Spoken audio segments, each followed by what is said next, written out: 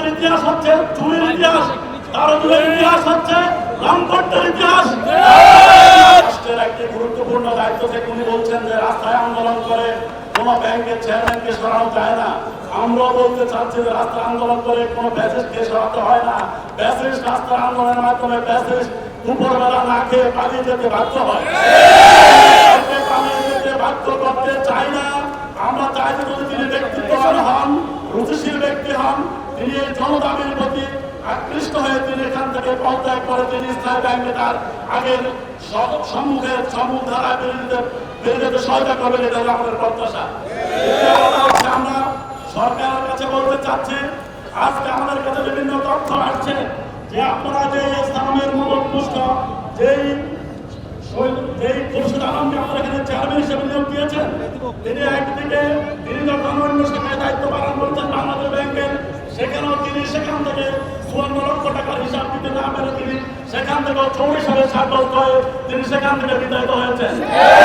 তারপরে তিনি 5 আগস্ট 2024 দুপুরবেলা তিনি তার বাংলাদেশ ব্যাংকের সচেতন গ্রাহকদের, বাংলাদেশ ব্যাংকের সস্তার স্টাফদের কোপের মুখে তিনি দুপুরবেলা বাংলাদেশ ব্যাংক থেকেও পালিয়েছেন। কারণ তার অতীতের ইতিহাস হচ্ছে চুরির ইতিহাস, তার অতীতের ইতিহাস হচ্ছে লম্পটের ইতিহাস, ইতিহাস প্রমাণিত হয়েছে। তার ব্যাপারে দুদকের মামলায় জরিমানা হয়েছে। গতকাল বাংলাদেশ ব্যাংক নির্লজ্জভাবে বলছেন যে তিনি ঋণ খেলাপি না, তার স্ত্রী ঋণ খেলাপি। এই নির্লজ্জ একটা বাংলাদেশ ব্যাংক, তার মানে কি তার স্ত্রী ঋণ খেলাপি? সেটা কি তার স্ত্রীর সাথে কি তার ডিভোর্স হয়ে গেছে কিনা সেটা আমাদের কাছে ক্লিয়ার করে দেয়। স্ত্রী ঋণ খেলাপি, সেই দায়িত্বটি স্বামী বাংলাদেশ ব্যাংকের ডেপুটি গভর্নর ছিলেন, তিনি কি দায় এড়াতে পারেন?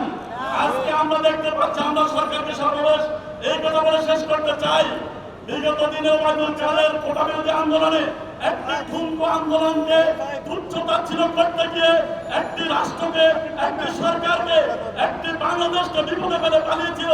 আজকে আমরা দেখতে পাচ্ছি ওবায়দুল কাদের গণের উত্তরসূরিরা একটি ইসলামী ব্যাংকের একজন ব্যাসিস্ট চেয়ারম্যানের মতো, যেটা একটি কলমের খোঁচার মাধ্যমে তাকে বদলি করা যায়, অপসারণ করা যায়, তুচ্ছ বিষয়কে হালকামি করে বারবার তুচ্ছ-তাচ্ছিল্য করে দিয়ে আমাদেরকে যে আন্দোলনের দিকে ঠেলে দিচ্ছে, এই আন্দোলনের পরিণতি আমরা চাই না যে বিগত ব্যাসিস্ট সরকারের মতো এই সরকারের কোন পরিণতি হবে, এটা আমরা চাই না।